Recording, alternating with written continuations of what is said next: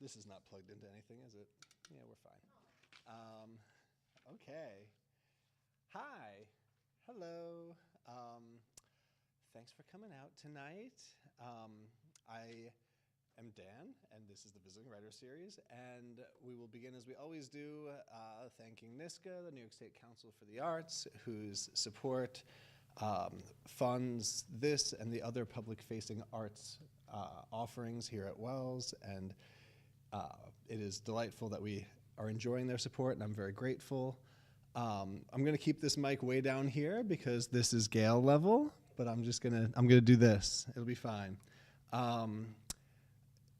Welcome to tonight's reading with the poet Gale Marie Thompson. Gale is the author of Helen or My Hunger, Soldier On, and most recently, Mountain Amnesia, which won the 2023 Colorado Prize for Poetry.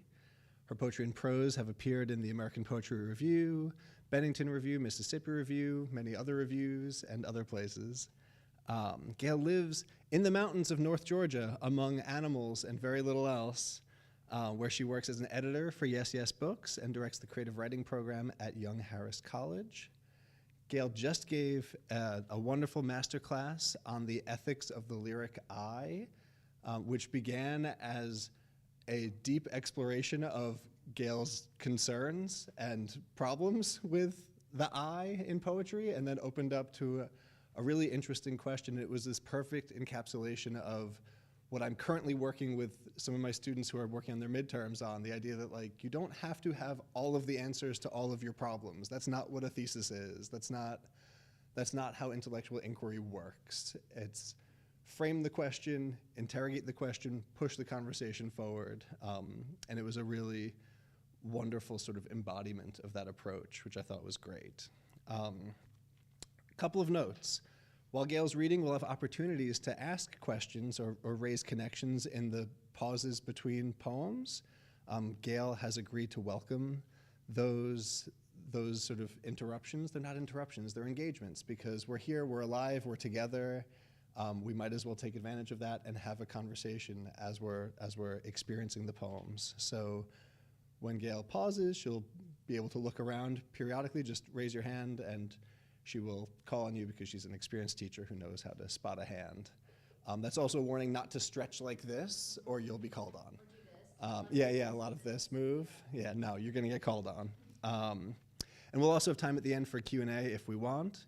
Also note that Gale has copies of the book for sale. If you would like to purchase them, you can use cash, Venmo, cards, whatever. We can make that happen, and she'll sign your copy. I'll remind you of that again at the end.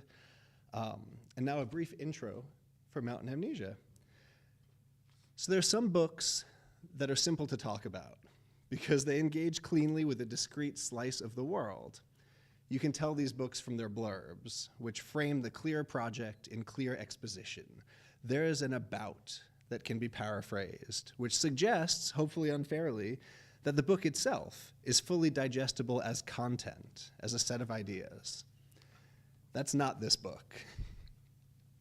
This book belongs to the category of books that arise from ranging restless minds and ears, organized by obsession and love and privileging verbal richness over rhetoric and foolish consistency, which Emerson identified as the hobgoblin of little minds. I wanted to note that Gale said in the master class, like, when she's talking to her students, like, the Gale who is the speaker of this poem is different from the Gale who is the speaker of that poem. They're all versions of me. And as you were saying that, I was like, I don't know. I find that there's a multitude of Gales speaking in each individual poem, and that's part of the pleasure of them, is that feels more like a complete human being. But it also makes it harder to talk about. And you can see that in the blurbs. This type of book, the book that tries to open up the world wider, usually has blurbs in which other writers string together their favorite quotes from the book with bits of hyperbolic and Vedic language. Because really, what they love about the books cannot be separated from the language of the books themselves. If you look at the back of Mountain Amnesia, you'll find Diane Seuss saying, and I'll note where she's quoting Gale here, that these poems excise crisis from the shadows and in doing so claim a feral telling. Not a trauma narrative per se, but the story of the moment right before the word crisis, of the green brink, a consecrated place. Seuss is right, as she so often is, both in what she says and in how she's approaching the book, which she calls nothing less than a sacred text. And like sacred texts, it's mysterious, it resists our full knowing, and thereby invites us into wonder and a state of openness. It's not an experimental book in the sense of an experimental tradition. It's genuinely experimental in that the poems are trying out new things with language. A poem entitled The Crying Men begins almost like a jokey oracle with, "that I will account for the crying men," but finds its way quickly to the profound, saying that if one is silent long enough, the mouth shapes around what it lacks. And then the poem recaps the plot of an episode of Frasier. Can one poem hold all of these registers together? Yes, of course, because we all exist in these registers, because the divisions between them are a facade that we adopt to be more easily legible to strangers.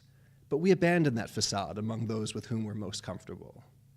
The gift of Mountain Amnesia, then, is its intimacy, its invitation to open ourselves up in response to the openness in the book. The poem Hunger is the Analog says, hunger is on both sides of the window pane, inside the belly. No, I don't mean the, I mean my, until I can legislate my own gaping openness. The poem Compulsion Procedures begins, who am I to be such a great animal? The book ends with ground rules, which is both a set of rules and a kind of exclaimed appreciation. The ground indeed rules. When you're with a voice who says, already I have taken to calling this valley floor peat, the most useful of gathered deaths. Each day my dog and I nod to the soft, pulpy rot of the world. This has been my blurb. I love these poems. Let's hear them. Please welcome Gale Marie Thompson.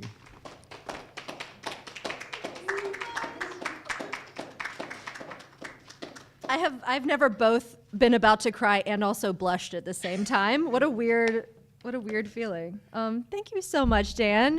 That was both genius, thoughtful, and kind, which is and hilarious. So 4 of my favorite things. So thank you, and you just topped it all off. Thank you.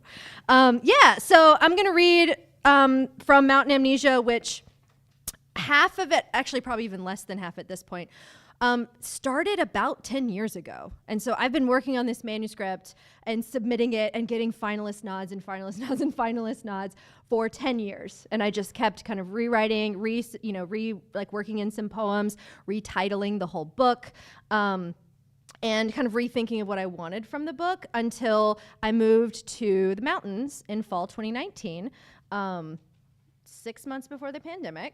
And so my joke is always like, my quarantine started in August 2019. And everybody laughs.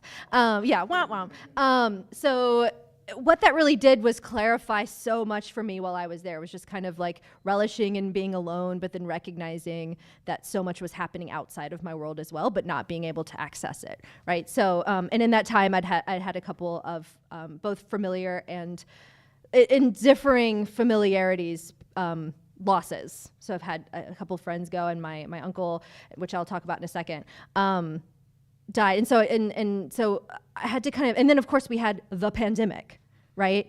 And so, so many other things that year that really cued us into these like deep, deep gaping wounds that go from really, really small in our lives to the giant, the national, the international wounds.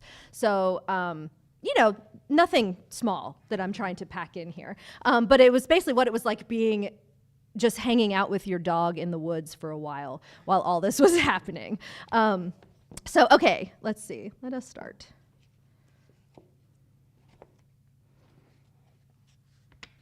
And this is a true thing. So I asked, I couldn't find the word for what's a smaller mountain than a big one, but bigger than a hill. Turns out the word is knob. So we're just not using it.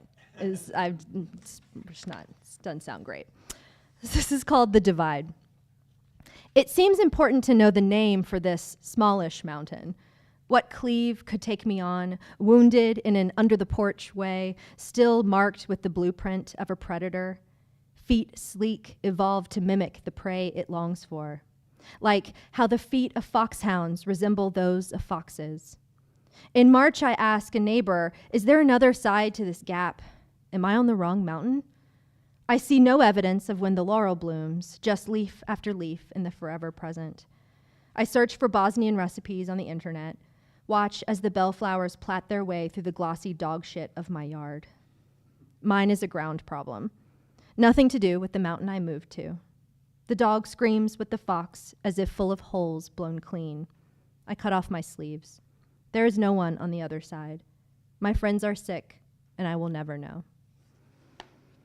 If you want to play a drinking game, I say the word dog shit 5 times in this book. What's what happens when you spend a lot of time with your dog, right? You know what I'm talking about. And also that fact is true, that both foxhounds and foxes have the same kind of feet because they've evolved to both be on the same terrain. And it happens with like greyhounds who chase rabbits have hare feet. Incredible. I'm just here for facts. This is called Dummy Prayer. Let me begin with the weight of sleep, with a cheeky look to my mother, with a wounding, with 9 words for pardon. This is what I would wish for, to burrow through this cycle like a vole in the yard and emerge a new myth, hungry and swirling, after a long night of no heartbeat, no wakeful pupil pulsing under my thumb. This is what grief could be like, its clever enamel. Instead, it is a blue bowl. It is jealous, nothing but a beating, a deep shoulder bruise from breaking open my own door. It is eating and eating, the body a retreating vehicle to mark time, the hot milk rag slack of comfort.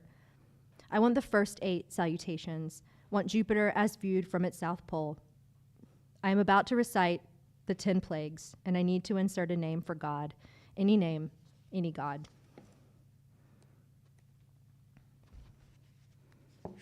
Actually, I'm going to take this out. This feels really stupid going back to the first. I'm just going to do that. Okay. So this is from, this quote is called this poem is called Cal, Have You Ever Gone Through Caves? And it's after Elizabeth Bishop. And it's one of the letters she wrote to Robert Lowell, who she called Cal, where it's one of the more devastating poems that devastating letters I've ever read in my life, which then tells us Robert Lowell made a poem out of it, where he just quoted her and then turned it into a poem. He loved her, she loved him. I'll leave that there. However, I would never take someone's completely vulnerable letter and turn it into a poem. That's fine. But anyway, so this is after Elizabeth Bishop. All night in this green world, the impulse to disappear. I'm dreaming again of islands shedding islands, glass eyes and clamshells between cold walls. I finger an eyelid in the smaller room, only to turn over some heft of shell, some heavier breast, lonelier rib cage. Some scientist I find myself. I name this future loss, a thin bark falling from where this body keeps touching other bodies it won't quit, in refulgence in the coffee beans spilled on staircases where others won't wake up, they won't wake up. Refulgence cousin of to shine back, only on the kitchen door, only on the kitchen floor. I don't know why I'm having such a hard time reading this. Refulgence, cousin of to shine back. Only on the kitchen floor can I still touch you, a haptic terminal to hearken. Only this simple key is why we continue the myth of the hair shirt. I have a small kitchen heated by this basin of warm water and verbena. Look again. Do we disappear or do we stop touching? Wake up, diver. Heave your absence on the green of me. Please dive down. Please wake up.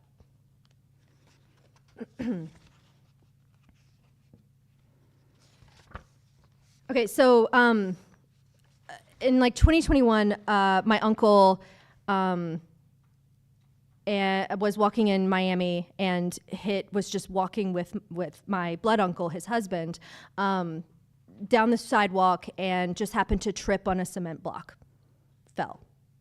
Easy peasy, jumped back up, laughed, then 30 seconds later went back down. And was never able to move or do anything for the next 6 or so months until he passed. So it was a really, really horrible thing so I'm really close to my uncle, the one who's still alive. And so the last couple years has been spent really kind of trying to help him figure this out, because it is the cruelest thing that you can imagine. Just walking and then that being it, right? It was just a trip. The kind of context of this poem is that I started it a year, basically like the year that this was occurring, and then I wasn't able to finish it until the next year when he had passed. So a lot of this is kind of showing for me the difference between, I had called it Spell for a Spine for a while, and then the next year when I finished it, I had to call it Failed Spell for a Spine. So this is, sorry to bum you out, but that's the story. Just to kind of give it a thought, because it makes you really think about, like, what is this? Like, we are as babies born with this spine, this like neural tube that connects, that's like is the thing that keeps us alive.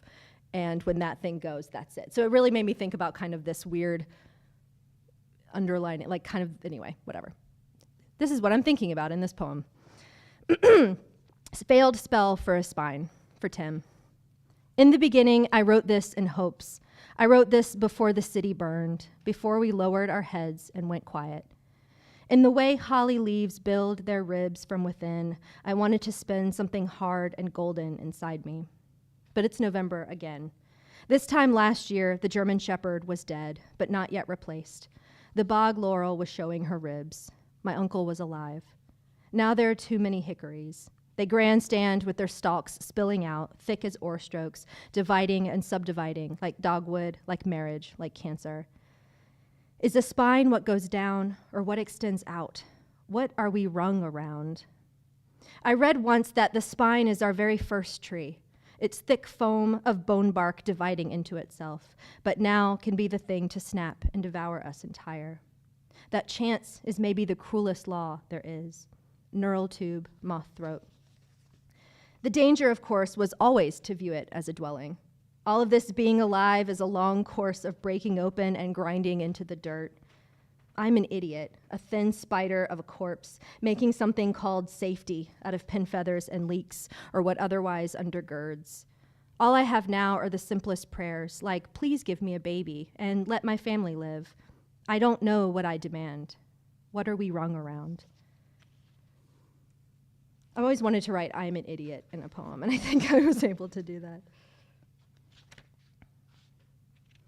This is a very March 2020 poem, just, again. We're gonna go down and then we're gonna come back up, okay, I promise. This poem is called No Witness. White cold of the morning, and I am no witness. My shovel is clean. This is either the beginning of devotion or signal failure. I can't tell. But still, the gray earth mouths and pushes. I can't see my edges, cannot tell how far back the pine woods go. I ask this world for its bandage of meaning. I cannot tell.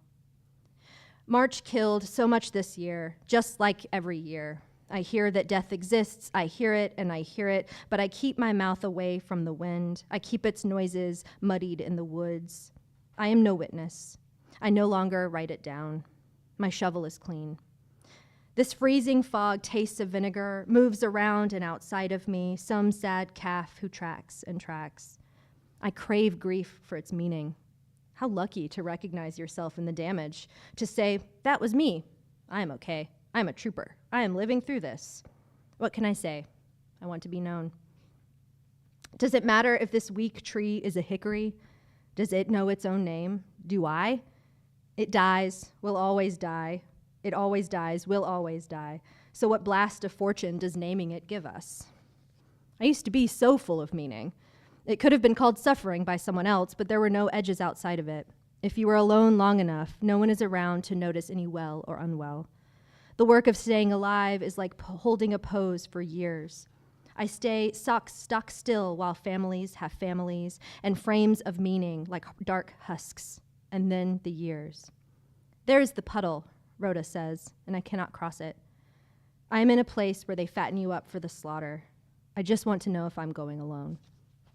So that quotes Rhoda from Virginia Woolf's The Waves, which if you haven't read it, you can actually leave now and go read it. Like I highly recommend it.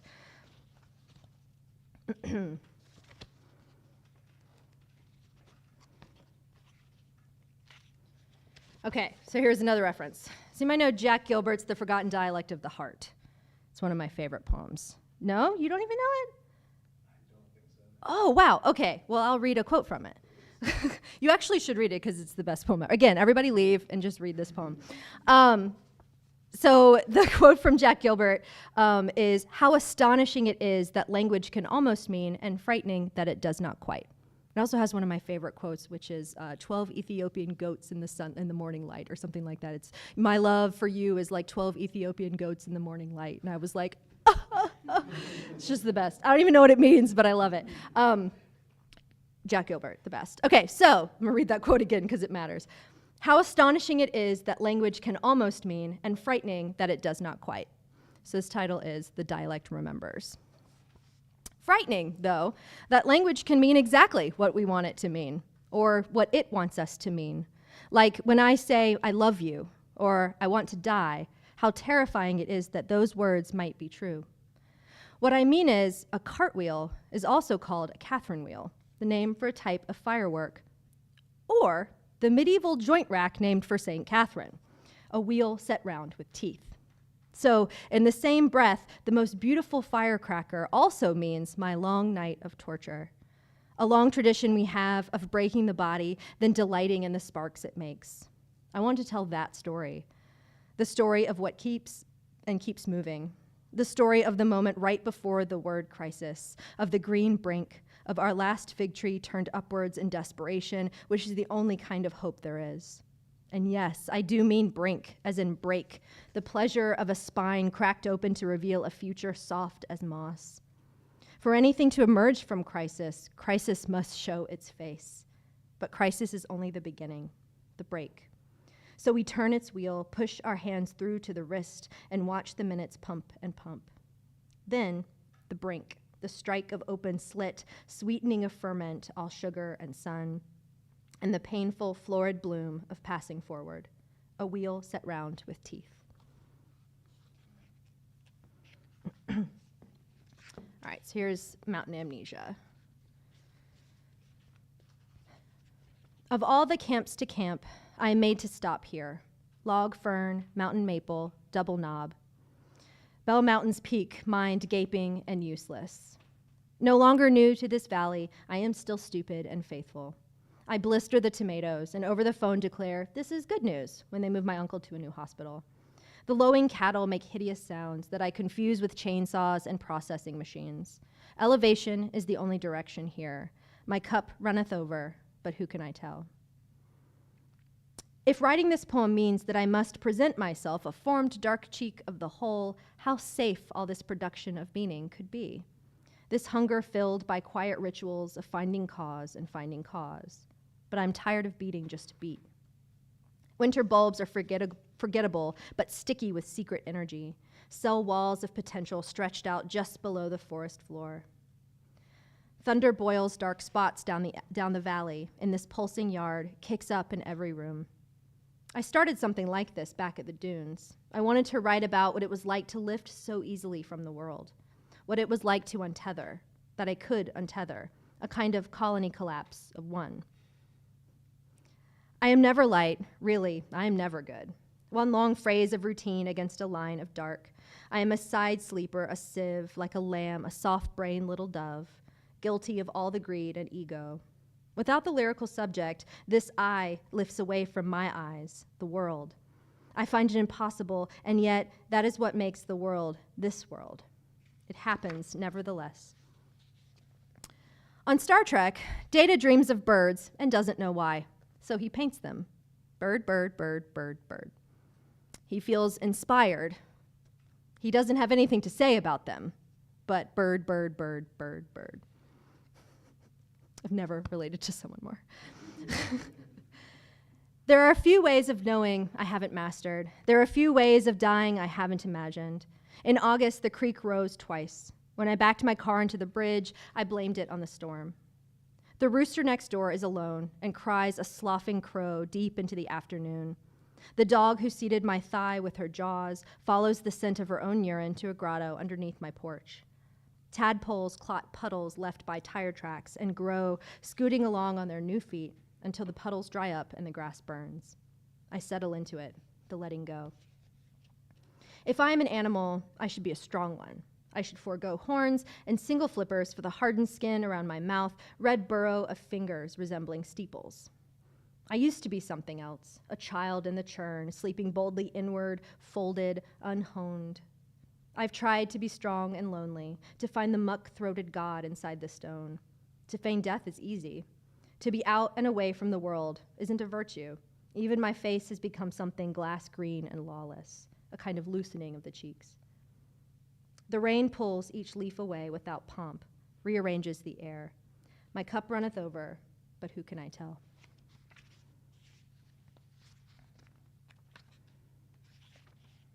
All right. This is called Turnover, and I hope and think and imagine that this is all one sentence. Don't let me diagram it. In the time it took to produce this sentence, the spinal shadow of my house has leaned its wet angle over the yard so completely, a massacre so small, yet loved, like the family lick of the herd, that it ripples out into the yard and to the warrens underneath, near the moldering orange with its slack rind and the gully's mouth torn open like a birthday streamer.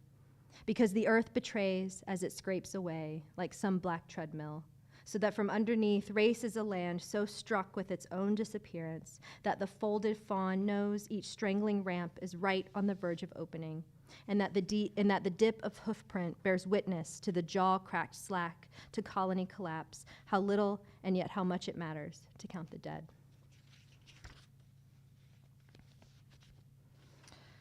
All right, we're going downhill just for a second. So this poem is called When the Moon Keeps Rising and My Friend is Still Dead. So this is kind of the split second of a moment in which I was driving along on the road in the gravel and saw a squirrel kind of jump in front of me and just went, whatever, I'll keep going, and then hit the squirrel. Everybody does it all the time, every day, right? It felt so different this time because it was just like a moment of like, God, I don't care. And then I hit it and I went, oh no, I didn't. Like how terrible it was that just that split second I just didn't care.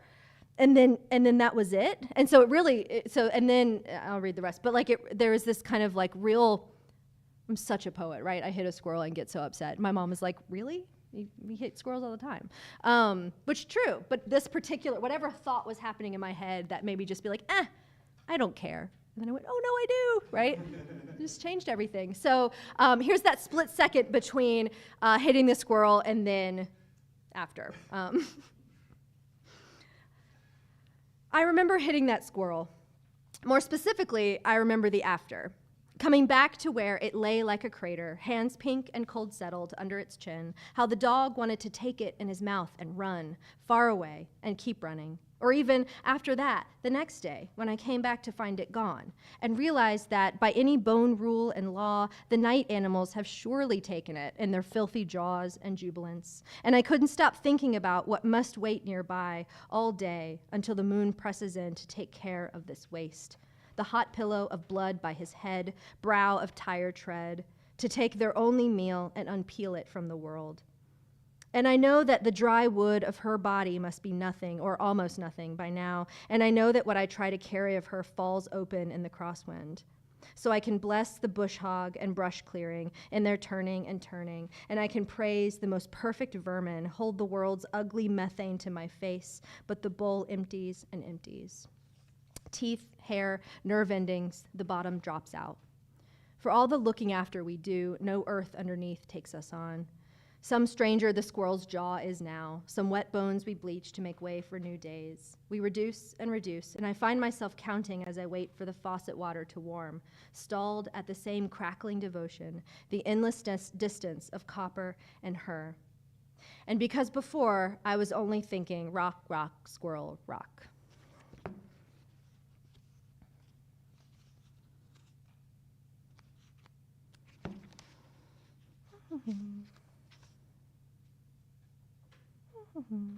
Here's a happy one. Sort of. It's actually not. But I really like it. It's my dancing poem. This is called Due Value.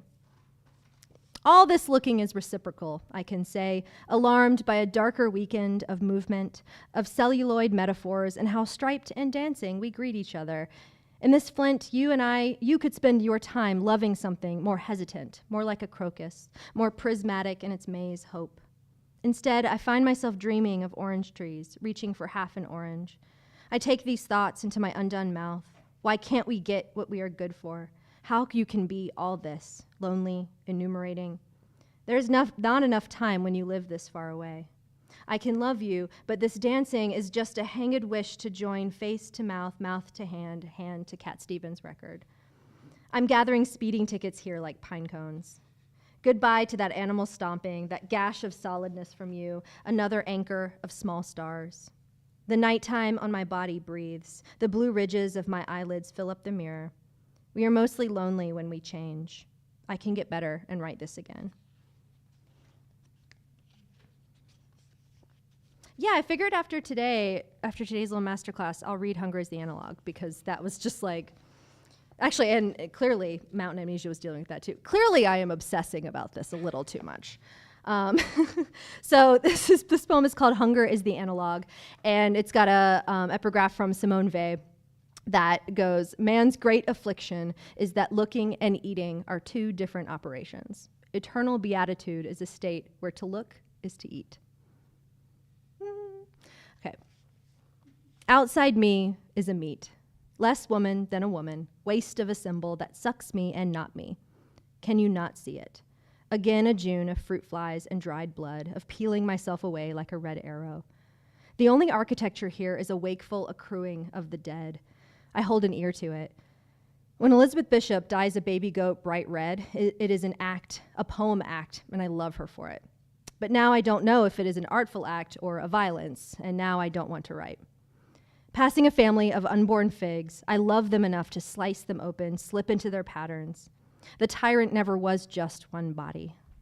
Is it simple enough to say that the feeling of ecstasis is to stand outside your own position when ectasis is a dilation, a stretching beyond the solid of yourself?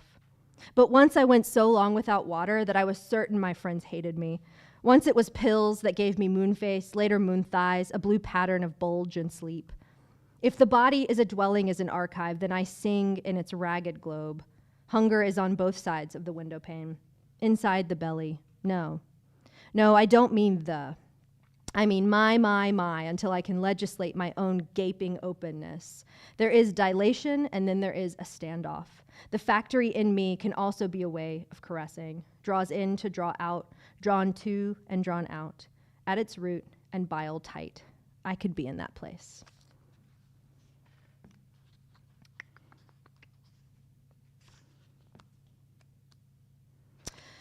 Okay, so is anybody like Stevie Nicks in here? Stevie Nicks fans? Okay, great. She's okay. So I was watching this documentary, as I do, of Stevie Nicks, and there's this one time when she's writing with, it doesn't matter, the guy, the lead singer of the Eurythmics, whatever his name is, the guy, and Dave, somebody, doesn't matter. But she's writing with him, and they start singing together about holding hands. And at that moment, he reaches over and holds his hand, and they just sing holding hands to each other. It is the cringiest thing I've ever seen. But at the time, I was like, oh my God, that's genius. She is singing about holding hands. And they're holding hands. I was completely just overwhelmed by how simple it all could be. That why don't you just hold somebody's hand, man? You know, again, it's too much. So this really made me think a lot about what it is I want from poetry, right? And what it is why we're doing any of this. So it's a larger, again, more personal problem. This poem is called Something Like a Stevie Nicks Documentary. Singing about hands means that I need to see yours right in front of me. It's not too much or too clear. I'm only an animal making animal sounds, knocking all these new words together and holding my head in your lap. It's not easy to pretend you're dead for very long. I wake up morning after morning in the same door light, the same mismatch between the home I evolved to live in and my own wrecked backpedaling. Every time I felt like slipping away, you brought me back. And every time I'm in the woods, there's a moment when I think I'm lost forever. I can't see the snow, but I know it will come. You might have saved my life if I hadn't since forgotten everything about you. Knowledge is so lonely. Even sober, I shook on the plain, staring down at the blood vessels over Virginia. All these things have lost me. I have a grand stellar motion. I have instincts. This morning, I scratched my face while washing it. What kind of abandon, whatever firewalls distance me from you, is enough of a fair warning. Believe me, you just have to go into the room to see it.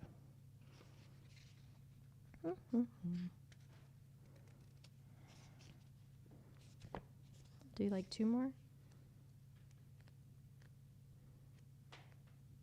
No, I'll just wait here so the time passes anyway. Yeah. Yeah. Could I ask you a thing? Just listening to you read these poems in sequence and thinking about the discussion in the master class and about like the I and the ethics of the I. I hadn't really thought about how many of these poems sort of grow toward community. Yeah. Right? Like they really. It starts off in various places sort of desperately lonely. Like, I'm alone in the mountains, guys. Help. Yeah. So if you were thinking about like poetry as a site of community, like what that might mean to you?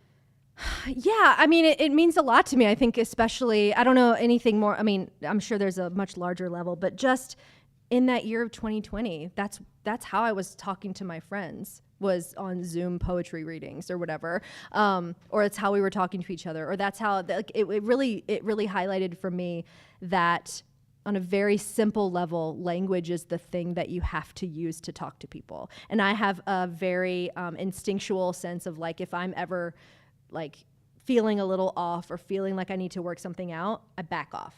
I'm gone. I'm like, I like kind of sequester myself.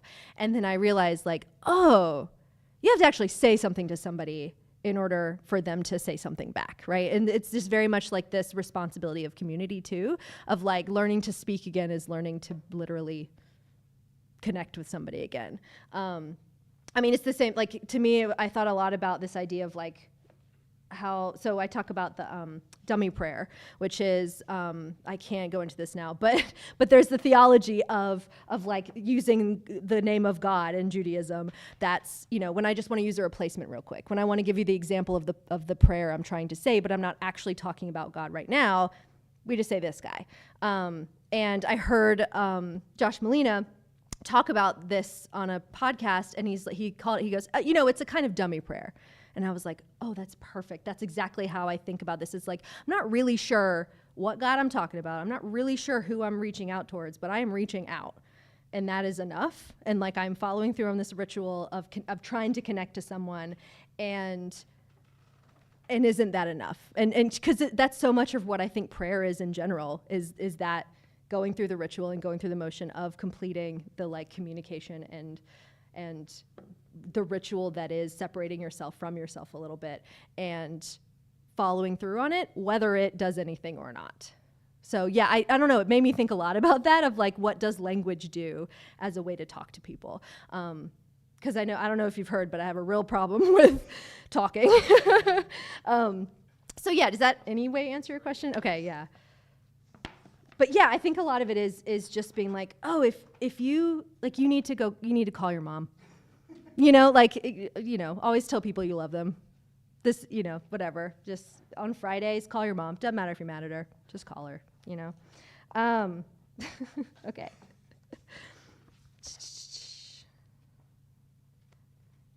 Let's do the last poem. So it's called Ground Rules. I think I took dog shit out of this one just because I had it in too many times. It's June, and I turn and turn my wet leg in sleep in hopes of making a poultice. There's so much to learn here, in this place where fire does the kind of good violence we need it to. Already I've taken to calling this valley floor peat, the most useful of gathered deaths. Each day, my dog and I nod to the soft, pulpy rot of the world from behind the sleek blackberries. Good work, we say, meaning step back, step back. It's all still up in the air, I suppose, how I could sink like a bag of soap and stone, how I could break and break ties again. I've been told that the bog here is tender, with every intention of a good green underneath. I suppose I could call it my little belief, open and stupefied as a pinwheel. But the things we love are already over, send off the same sleek gases of death as anything else. There's no satisfaction or defense, just the true song of collapse. Our fox announces herself like a star in wobbling red. She makes her finite mistakes, then releases them at the end of her shift. Step back, she says. We fire to raise. Then I'll end on a sweeter one. All right, this poem started out as a haiku. So I did this thing with the O Miami Foundation, where they had a bunch of elementary school students in inner city Miami write haiku. If you don't know what the O Miami Foundation is, they're amazing. Go look them up. Everything they do is awesome. They do like a huge festival in April for Poetry Month too. So what they did was they had students have these haiku, right? And then they would have published poets write responses to these haiku. And so my response was to Sheila, age 9, who wrote about the moon. And a lot of this was pure middle COVID, like middle COVID. And we actually never got to find, we had this whole online reading in the fall of 2020, and they couldn't find Sheila. So this poem is now well, I hope you're doing okay, which now she's not age 9 anymore. It's been a while. But yeah, so this kind of started at this, and then now this is kind of this response of again, reaching out. What's it like being over there at 9? So this poem is called I See the Moon. I see the moon, a tiny embryo, a pinwheel, against the loudest face of the sun. I see its one white eye. I see its metal collar. The moon is a bowl of bone, a dead calm above. I stick my finger into it and pull away a lake of paste, ceramic confetti dropping. I try to find you in the bounce of the light, but there's only the sweet-faced moon, its beautiful vinegar smell, not a shadow to be found. Where did you come from? How did you arrive? What is it like to be named the thing that you are? You're somewhere in this scene with me. It's just that the big blue glass between us keeps fogging up from our mouths and this big loud heat. Do fish know about the moon? Do you know about me? I'll be back in an hour. I want to try again. Around us, the foxes make baby sounds. White buds slap against the empty air. I see the moon, and the moon sees me. Thank you. Sorry.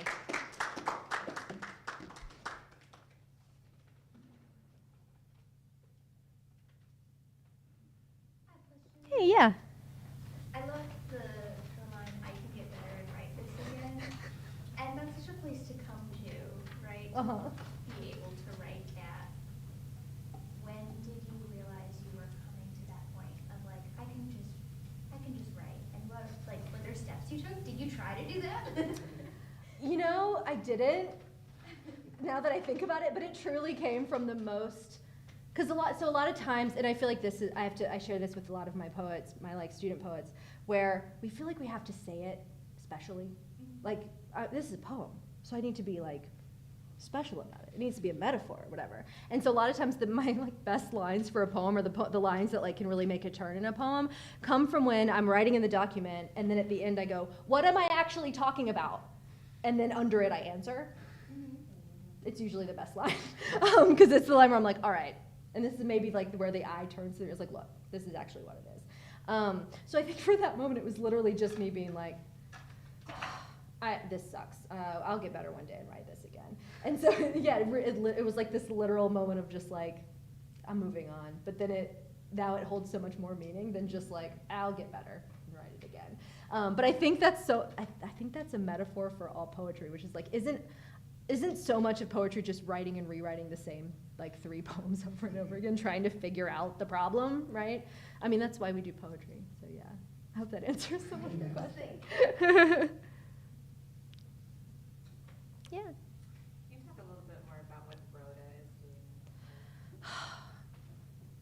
Well, Rhoda is the main thing. Have you read The Waves? Okay.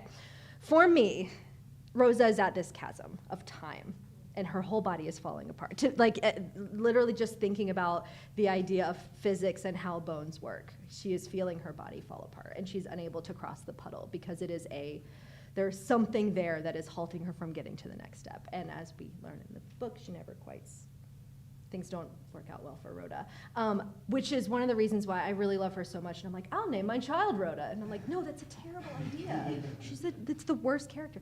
But to me, it's like I really resonated her. So this will be a kind of a longer story, but I wrote an essay a few years ago that was in the American Poetry Review, and it was essentially about my kind of connection with Rhoda and OCD.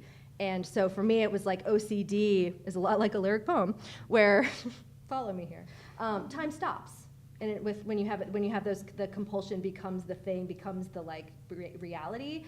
Time stalls, and everything like future becomes past, becomes present, and everything kind of melds into one. And so for me, Rhoda was this deep metaphor of what it was like to be stalled in that breaking, like moment that's breaking apart. That's not a happy answer. But for me, in that poem, it was very much it was kind of a good giving up in a way, where I was like thinking about it, and it was just kind of like, I'm not gonna reach this chasm. Like there's this thing that I can't cross, and you can't cross it while alive, so I'll just kind of hang out here and hope for the best. So I hope, yeah, sorry. Yeah. If you ever thought about Rhoda and OCD before, I'm so sorry, now you do. Yeah. I quite love your language. It's very interesting. Thank you. Beautiful. Thank you. I was just wondering, how do you do it? Is there any exercise? How do you do the words? So, How do words work? yeah.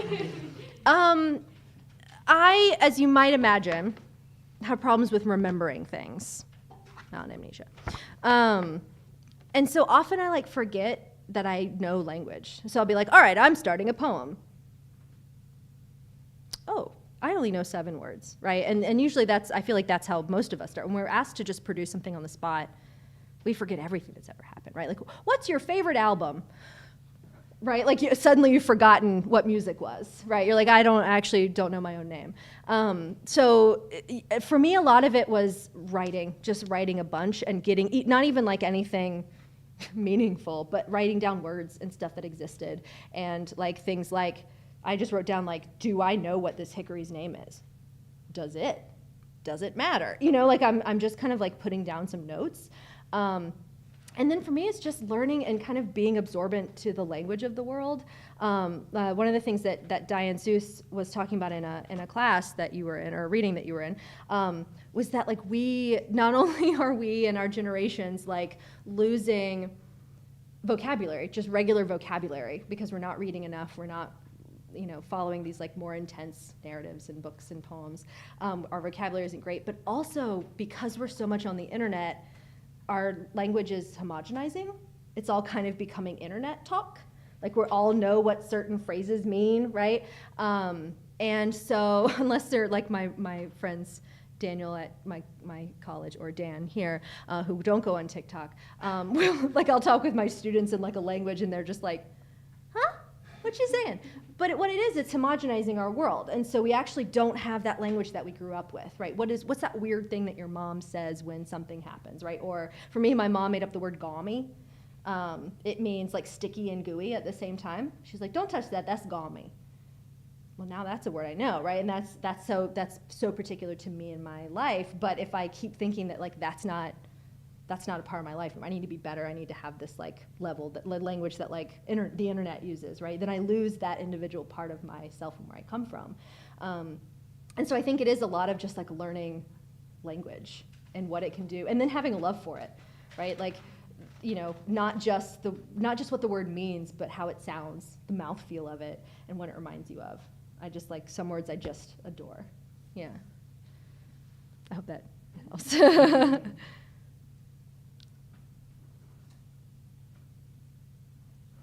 Thanks, guys. Thanks so much. All right, thank you, Gale. Just very briefly, thanks, Justin, Travis, IT folks, for supporting us over there. It's great. Recording and streaming these events, it's wonderful. Thank you for coming. Remember, Gale's books are over here. Feel free to check them out. Gale will sign them for you. And come back for our next visiting writer, March 29th, is the essayist Melissa Falavino. And I will shout about that from the rooftops with Jack's help later this month. But thank you again for coming, and join me in thanking Gale one more time.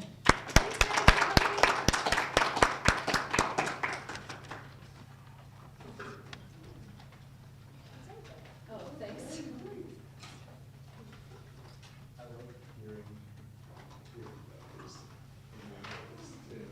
voice.